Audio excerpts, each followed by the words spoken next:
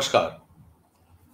आज हम लोग एक हफ्ते बाद मिल रहे हैं क्योंकि मेरे कुछ ट्रैवल प्लान्स थे। मैं इसलिए पिछले हफ्ते रिकॉर्डिंग नहीं कर पाया और आप लोगों को भी काफ़ी मिस किया मैंने। आज हमारा डिस्कशन जो है वो डिमोनेटाइजेशन पे जो सुप्रीम कोर्ट में हेयरिंग चल रही है कॉन्स्टिट्यूशनल बेंच में, उसके बारे में है। और एक मामला जो फूड सिक्योरिटी का एफसीआई का जो आंकड़ा आया है कि गेहूं का कितना स्टॉक एफसीआई पे है, उसके बारे में और खाद्य सुरक्षा के बारे में हमारी पॉलिसी क्या है, इसके बारे में आज हम लोग चर्चा करेंगे। तो पहले हम लोग डिमोनेटाइजेशन पे चर्चा करेंगे। एक लाइव मैंने सुप्रीम कोर्ट की हेयरिंग देखी जिसमें 5 जजेस की पैनल थी, जो कॉन्स्टिट्यूशनल बेंच थी, जिसने डिमोनेटाइजेशन के प्रोग्राम को लेकर एक याचिका दाखिल हुई कि डिमोनेटाइजेशन में क्या क्या हुआ और सरकार ने क्या जो कदम उठाए वो लीगली वैलिड थे कि नहीं थे। तो उसमें पी चिदम्बरम जी ने एक बहुत अच्छा अपना पक्ष रखा और उसकी मैंने रिकॉर्डिंग देखी। मैं चाहता हूँ आप भी ये क्लिप देखिए।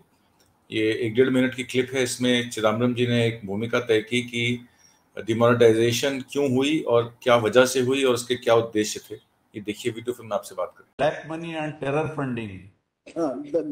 That is what they now we come to that. They are saying fake currency, one, black money, and fake currency used for terror funding. These are the three objectives mentioned in the notification. We'll take your lordship through that. 2 terrorists were killed, and on the bodies of the terrorists, they found 2,000 rupee notes. They also found fake currency. So fake currency, fake 2,000 rupee notes. And the third one, my lord, the fake 2,000 rupee notes started surfacing within months because technology is neutral, my lord. If the government families were simply without money, 11 crore people stood in a queue every day to change their money. Please see 26. Yes. Now, what happens to a case with where the RBI does not initiate a proposal? Then should the government keep quiet? No, RBI can initiate because our government has. Kindly see the section.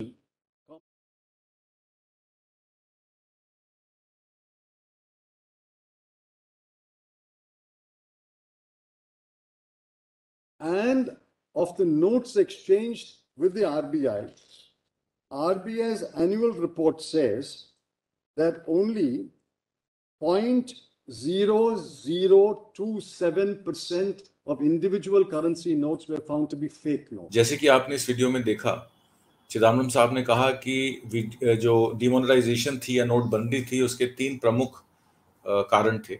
एक कारण था fake currency, एक कारण था उसका black money, unaccounted money जो लोगों के घर पे पड़ा हुआ है, और एक तीसरी बात उन्होंने कही टेररिस्ट फंडिंग, फेक करेंसी जिसका टेररिस्ट फंडिंग से भी लिंक है। तो उसमें 3 उद्देश्य थे सरकार के, और चौथा उद्देश्य उन्होंने बाद में एक और करप्शन का मामले में जोड़ दिया था, पर वो एक एड ऑन था। मेन जो मुद्दे 3 दिए गए थे कि जिसकी वजह से नोटबंदी का ये हुआ। तो 7 तारीख को आरबीआई को सरकार ने एक चिट्ठी लिखी 7 नवंबर को कि हम 500 और 1000 रुपए की करेंसी जो है वो डिमोनेटाइज करना चाहते हैं। और क्योंकि आर्टिकल 26 जो ये निर्धारित करता है डिमोनेटाइजेशन, जैसे 1946 में और 1971 में 2 बार डिमोनेटाइजेशन हुई है। उस डिमोनेटाइजेशन का कारण ये रहा कि जो करेंसी थी वो प्रचलित नहीं थी, या वो नोट कटफट गए थे, या उसको सर्कुलेशन से बाहर निकालना था। इस वजह से उसको पार्लियामेंट में लॉ बना के उस करेंसी को जो है खत्म करने के लिए वो डिमोनेटाइजेशन का एक प्रावधान किया गया। पर ये जो डिमोनेटाइजेशन हुई, इसमें प्रचलित नोट जो थे 500 और 1000 रुपए के, जो कि हमारी टोटल 15,44,000 करोड़ की संख्या बनती है पैसे की, और 15,44,000 करोड़ में 86.4% 500 और 1000 के नोट ही प्रचलित थे। ये तो था नहीं कि जो करेंसी थी 50-100 के नोट में ज्यादा प्रचलन होता था, ज्यादातर प्रचलन 500 और 1000 के नोटों का होता था। तो 86.5% करेंसी को एक ही झटके में प्रधानमंत्री ने 8 बजे 8 तारीख को अपने अभिभाषण में उसको कह दिया कि लीगल टेंडर नहीं रहेंगे, और समय धारणा तय कर दी गई कि इतने समय में आप पैसा जमा करा सकते हैं। अब उसमें हुआ क्या कि 11 करोड़ लोगों ने पर डे वहाँ लाइन में खड़े होके एक लिमिटेड करेंसी का प्रोपोजिशन दिया कि आप इतने पैसे ही जमा करा सकते हैं। बेचारे लाइन में खड़े होकर लोगों ने पैसा जमा कराए। उसमें गरीब आदमी, महिलाएं, बच्चे, वृद्ध, बुजुर्ग और विकलांग, और गांव देहात में तो आपको पता है कि बैंक रीच इतनी कम है कि कोसों दूर, किलोमीटर दूर जाके पैसा जमा कराना पड़ा। कई लोगों की मौत भी हो गई उस लाइन में खड़े खड़े। कई लोग टाइम से पैसा नहीं भी जमा करा पाए। तो इस सारे प्रकरण में जो सरकार का उद्देश्य था कि ब्लैक मनी जो है वो पकड़ा जाएगा, उनकी पहले असेसमेंट थी कि 3 लाख करोड़ रुपए करीब जो ब्लैक मनी है वो पता लग जाएगा। 15.5 लाख करोड़ अगर सर्कुलेशन में है तो 12 लाख करोड़ ही बैंक में वापस आएगा, पर ऐसा हुआ नहीं। और जो सरकार का अनुमान था, पहले उनका अनुमान था 3 लाख करोड़ रुपए ब्लैक मनी जो है वो अनअकाउंटेड मनी, इसमें हम लोग बैलेंस शीट में अपनी ले लेंगे।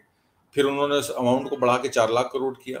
पर बार बार कैलिब्रेशन करने के बाद बैंकों के बाद, आपको याद होगा, ज्ञात होगा, हर रोज काउंटिंग होती थी बैंकों में कितना पैसा जा रहा है, जबकि इनको सब पता था। उसके बाद भी बैंकों से रातों रात बैठा के स्टाफ को जो है काउंटिंग कराई गई पैसे की। तो मात्र 16,000 करोड़ रुपए जो कि शायद नोट कटफट गए, बारिश में बह गए, जल गए, या कई लोग जो यहाँ पे इंडिया में नहीं थे, या कई लोग जो जमा नहीं करा पाए पैसे, उनके घर पे पड़े रह गए। तो मात्र 11,000 से 16,000 करोड़ रुपए को छोड़कर सारा पैसा वापस बैंकों में आ गया। तो जो पर्पस था ब्लैक मनी का, वो ब्लैक मनी का पर्पस तो सॉल्व नहीं हुआ। फिर आ जाइए फेक करेंसी पे। तो फेक करेंसी के लिए ये मैं आपको दूसरा वीडियो दिखाता हूँ, ये देखिए, उसके बाद आपसे बात करूँ। 27% of individual currency notes were found to be fake notes. 0.027% was found to be fake. Every note that had been returned had been accounted for by the RBI. The annual report is there. We will place all that. Therefore, Mullah, the first question is this the way a decision can be taken? Is this a reasonable, prudent decision-making process that you withdraw 86.4% of the currency in 24 hours and don't place those documents in the public domain? Millard, we have asked for these documents. These documents have never been placed in the public domain. 7th November, 8th November agenda note, and 8th November recommendation. That's the first question. The second question is, does Section 26 give you the power to do this kind of demonetization? If Section 26 gave you the power, then why in 1946 and 1978 did you have to pass a separate law?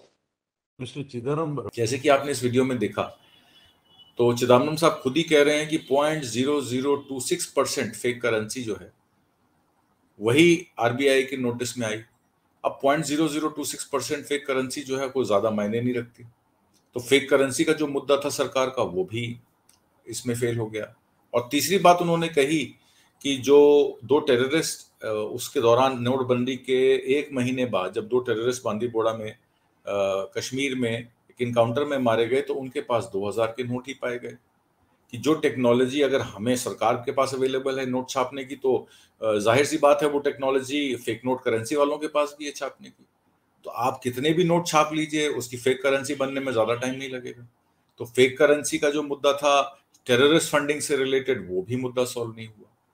एक बहुत बड़ा प्रश्न चिन्ह उन्होंने ये खड़ा किया कि आर्टिकल 26 में क्या सरकार का दायित्व, सरकार के पास ये पावर थी कि वो देश की 86.44% करेंसी को एक ही झटके में उसको लीगल टेंडर नहीं रहेंगे बैन करते।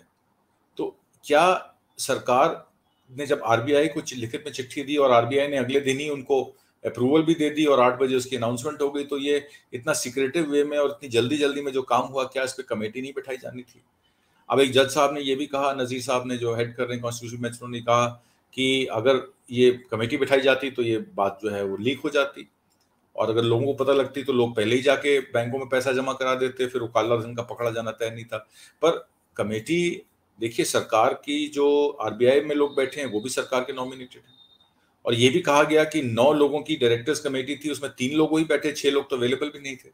तो 3 लोगों ने फैसला ले लिया, जबकि पूरी कमेटी बैठनी चाहिए थी आरबीआई की, और एक पैनल बैठना चाहिए था। एक पैनल को पहले डिस्कस करना चाहिए था कि इस नोटबंदी के फायदे नुकसान क्या है। आनंद फानन में प्रधानमंत्री मोदी जी ने ये नोटबंदी की 2016 में, और ये कहा कि 50 दिन मुझे दे दीजिए, लोग मुझे मारने पे तुले हैं, अगर मैं सक्सेसफुल नहीं हुआ तो आप चौराहे पे जो कहेंगे मुझे मार दीजिएगा। तो ये बात उन्होंने कही, पर उसके बाद वो उस बात पे कोई आगे उनकी कोई बात आई नहीं। डिमोनेटाइजेशन फेल हो गई, उसके बाद जीएसटी इंप्लीमेंट हुआ। जीएसटी इंप्लीमेंटेशन में आपने देखा बिजनेस का क्या हाल है।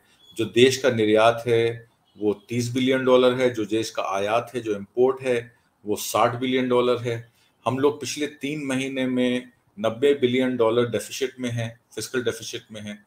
और ये डेफिसिट बढ़ता जा रहा है क्योंकि पेट्रोलियम प्रोडक्ट्स और जो खाद की आइटमें हैं, जैसे आपके फर्टिलाइजर्स हैं और आपके पेट्रोलियम प्रोडक्ट्स हैं या आपके और भी चीज़ें हैं जो इंपोर्ट हो रही हैं, उनके दाम रोज दिन ब दिन बढ़ते जा रहे हैं। और जो एक्सपोर्ट हो रहा है उस एक्सपोर्ट में सिवाय जेम्स एंड ज्वेलरी के या आपके जो ज़रूरत के सामान की एक्सपोर्ट के, जो कंज्यूमर ड्यूरेबल आइटम्स हैं, जो फास्ट मूविंग आइटम्स है, उसमें एक्सपोर्ट रुका हुआ है। इलेक्ट्रॉनिक्स में एक्सपोर्ट कम है, $3.5 बिलियन ही एक्सपोर्ट हो पाया है पिछले 6 महीने में। तो एक्सपोर्ट की हालत काफ़ी ख़राब है। उसके चलते वैश्विक जो मंदी है उसके चलते भी एक्सपोर्ट कम है, और बढ़ते दामों की वजह से इंपोर्ट की कॉस्ट बढ़ने से भी हमारा फिस्कल डेफिसिट जो है वो लगातार बढ़ता जा रहा है। इस महीने शायद हमारा फिस्कल डेफिसिट कुछ कम है, हमारी इंपोर्ट $27 बिलियन की है, तो एक्सपोर्ट तो उतने ही करीब है 13 साढ़े 13। तो हम लोगों का फिस्कल डेफिसिट 30 की जगह $27 बिलियन है इस महीने, पर अगले महीने फिर 30 हो सकता है जैसे पेट्रोल के दाम या डीजल के दाम उछलेंगे। तो ये जो हमारी इकोनॉमी चल रही है या जो हमारा कारोबार है जिसमें घाटा पड़ रहा है सालों साल, और देश में बेरोजगारी बढ़ गई है, और देश में आप इनकम के साधन कम हो गए, प्रॉपर्टी इनकम लोगों की कम हो गई, रेंटल इनकम कम हो गई है, लोगों के पास नौकरियां नहीं हैं और खर्चे बढ़ते जा रहे हैं। तो ये इसका सरकार क्या सोच रही है, इस बारे में सोचना पड़ेगा। दूसरा विषय जो मैं आपसे डिस्कस करना चाह रहा था वो हमारी खाद्य सुरक्षा को लेकर, जो गेहूं चावल एफसीआई के गोदामों में है, या जो ग्लोबल हंगर इंडेक्स में हम लोग 101 से 107वें स्थान पे चले गए हैं। मतलब 121 देशों में हमारा नंबर जो है 107वें स्थान पर आ गया। पाकिस्तान और नेपाल से भी हम लोग पीछे चले गए हैं। जबकि प्रधानमंत्री गरीब कल्याण योजना में सरकार ये कहती है कि उन्होंने 80 करोड़ लोगों को पिछले 18 महीने में राशन मुहैया कराया।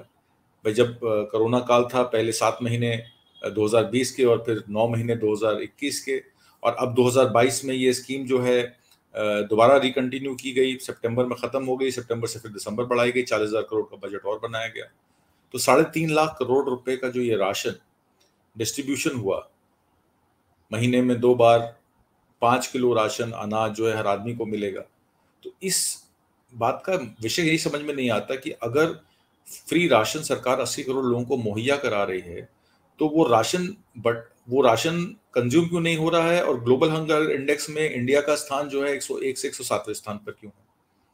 अब एफसीआई के गोदामों को ले लीजिए, तो एफसीआई के गोदामों में 227 लाख टन गेहूं की पोजीशन है आज 1 अक्टूबर को।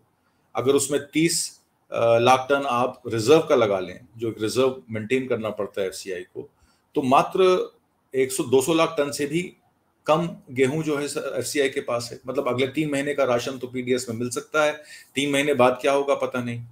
और जैसे कि आप लोग जानते हैं कि गेहूं जो बुआई है वो नवंबर के महीने में होती है, और उसकी कटाई जो है वो मार्च के महीने में होती है। अप्रैल से गेहूं अवेलेबल होती है।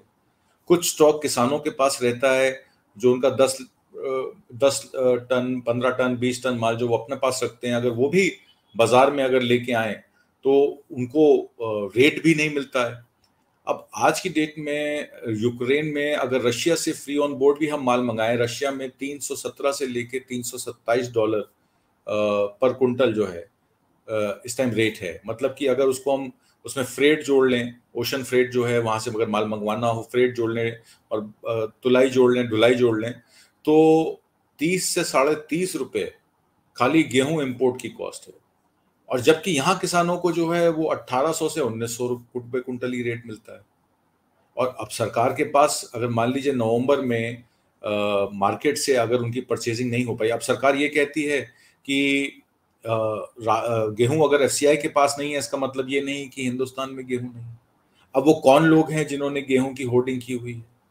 अभी पीछे अप्रैल 2022 में रिलायंस ने हरियाणा स्टेट कोऑपरेटिव से, HFED कोऑपरेटिव से 80,000 टन गेहूं जो है वो 24,200 रुपये पर टन पे खरीदा, मतलब 24 रुपये किलो पे रिलायंस ने गेहूं खरीदा। तो क्या ये रिलायंस और अंबानी और अदानी की कंपनियां हैं जो गेहूं का ये इकट्ठा कर रही हैं और एक्सपोर्ट में मुनाफा करा रही हैं?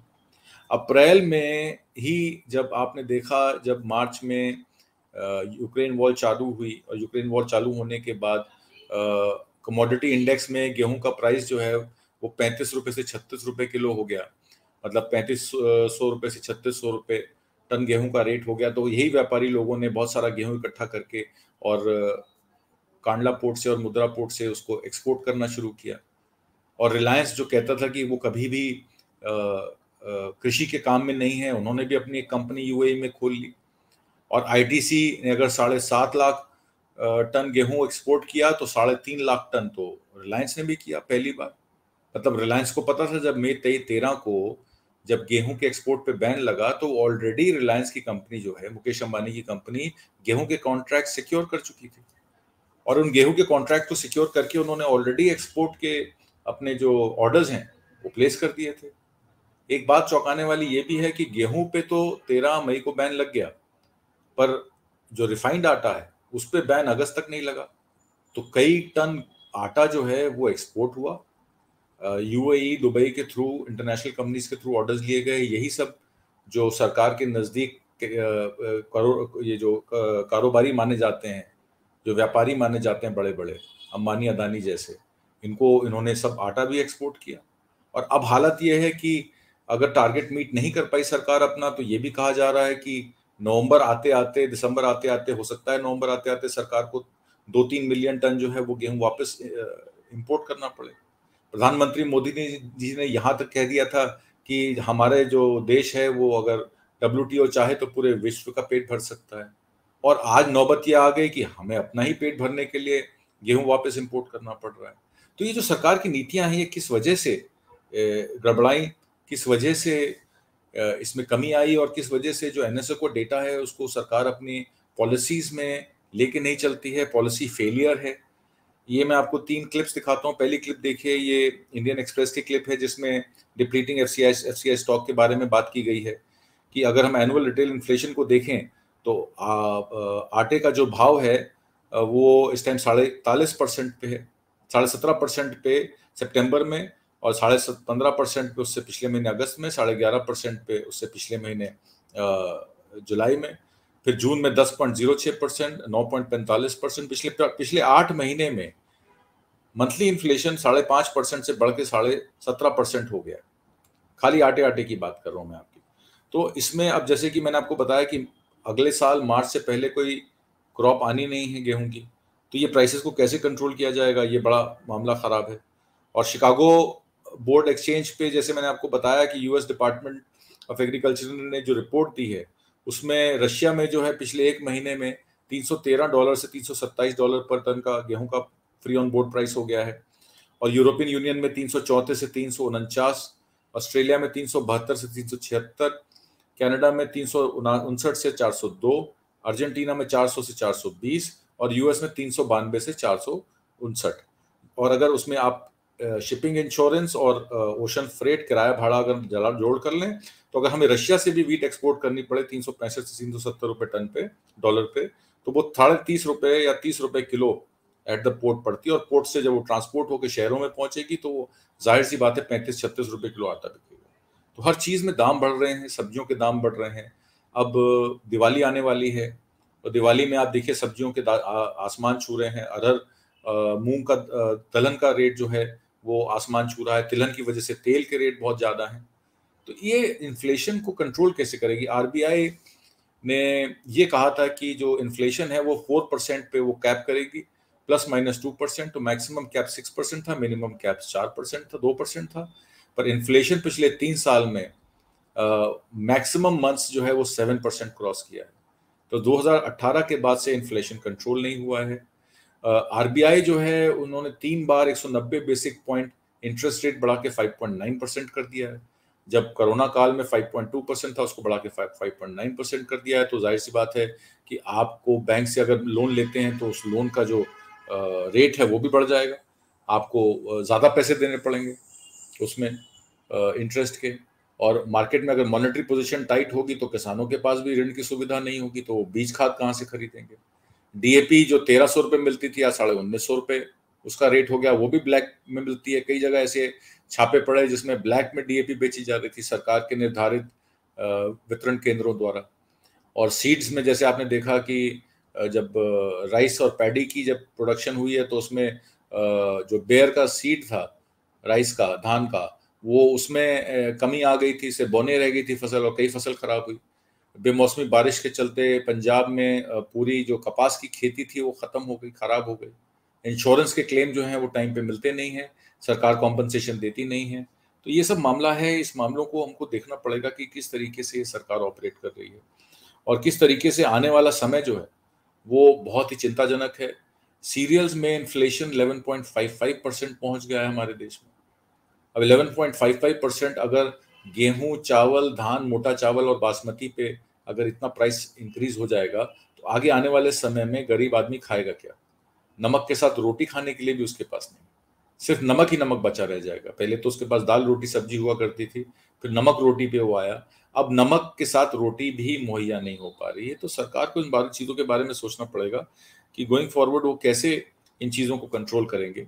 डिमोनेटाइजेशन से कोई काला धन तो पकड़ा नहीं गया, टेरर फंडिंग पकड़ी नहीं गई, फेक करेंसी पकड़ी नहीं गई, और उसके बाद जो कोरोना का काल आया उसमें जो जिस तरीके का फूड क्राइसिस आया, मिड डे मील्स में बच्चों का फूड क्राइसिस आया, 12 करोड़ बच्चों को जो मिड डे मील्स मिलते थे वो अभी तक स्ट्रीमलाइन नहीं हो पाए हैं।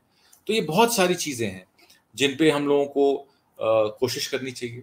अप्रैल 2022 में ढिंडोरा पीटा जा रहा था कि 1.4 मिलियन टन गेहूं इंडिया ने एक्सपोर्ट कर दिया है और इंडिया जो है इस टाइम टॉप गेहूं का एक्सपोर्टर बन गया है यूक्रेन वॉर के चलते, और पिछले साल मात्र 2,47,000 लाख टन ही एक्सपोर्ट कर पाया था। अब वो जो उन्होंने एक्सपोर्ट किया वो उन पे भारी पड़ गया, उससे ज्यादा तो इंपोर्ट करना पड़ जाएगा नवंबर में, तो फिर हमारा बैलेंस ऑफ पेमेंट बिगड़ जाएगा। मतलब अगर खाद्य सुरक्षा में ही हम बैलेंस ऑफ पेमेंट मेंटेन नहीं कर पा रहे तो जिन चीजों पे हमारा फोकस कम है, जैसे पेट्रोलियम प्रोडक्ट्स हैं, उस पर हमारा कोई जोर नहीं है, वो अंतर्राष्ट्रीय प्राइसेस जो हैं गिरते पड़ते रहते हैं। आज मान लीजिए ऑयल जो है, अभी तो वैश्विक मंदी के चलते तेल में गिरावट है, कभी $50 से लेके $70 बैरल रहता है। अगर वो 104 105 टच कर गया तो फिर तो हम लोग का बैलेंस ऑफ पेमेंट क्राइसिस हो जाएगा। भाई $640 बिलियन पे हमारे फॉरेन रिजर्व्स थे, आज की डेट में हमारे फॉरेन रिजर्व सिर्फ $538 बिलियन ही रह गए हैं, और जो थोड़े बहुत ऊपर नीचे हुआ है वो गोल्ड की कीमत बढ़ने से हमारे फॉरेन रिजर्व बढ़े हैं।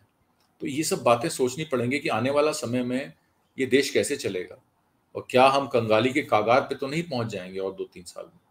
जिस तरीके से हालात चल रहे हैं इस देश के, सांप्रदायिकता के नाम पे, धर्म के नाम पे, पॉलिटिकल डिस्कोर्स के नाम पे इतनी डिबेट होती है इस देश में, पर जो मेन मुद्दे हैं, जो मुद्दे हमारी रोजमर्रा की जिंदगी से रिलेटेड हैं, जो हमारी इकोनॉमी से रिलेटेड हैं, जो हमारे खरीदारी से, हमारी इनकम से रिलेटेड हैं, जो हमारी अनएम्प्लॉयमेंट से रिलेटेड है, उन पे कोई बहस नहीं होती। तो ये बहस करना बहुत जरूरी है, इन मुद्दों पे चर्चा करना बहुत जरूरी है। अपने मित्रों में, अपने दोस्तों में इस वीडियो को जरूर शेयर करें, लाइक करें और सब्सक्राइब करें, और सबको बताएं कि ये इस देश में हो रहा है। हमें सांप्रदायिकता के नाम पे, मंदिर मस्जिद के नाम पे, धर्म के नाम पे नहीं लड़ना है, क्योंकि जब आने वाले समय में खाना ही नहीं रहेगा तो ये देश कैसे चलेगा। अगर देश के पास देश की संपदा खत्म हो जाएगी, पब्लिक सेक्टर अंडरटेकिंग सारी प्राइवेट हाथों में बिक जाएंगी और नौकरियां नहीं मिलेंगी, तो फिर ये देश आगे कैसे प्रोग्रेस करेगा, आपके बच्चे, आपके आगे आने वाली पीढ़ी, आगे आने वाली जनरेशन कैसे मैनेज करेगी। तो इन्हीं सब बातों के साथ, इन्हीं सब विचारों के साथ मैं आपसे विदा लेता हूं। अगले शुक्रवार फिर किसी नए सब्जेक्ट पर मिलेंगे, तब तक मुझे आज्ञा दीजिए। नमस्कार।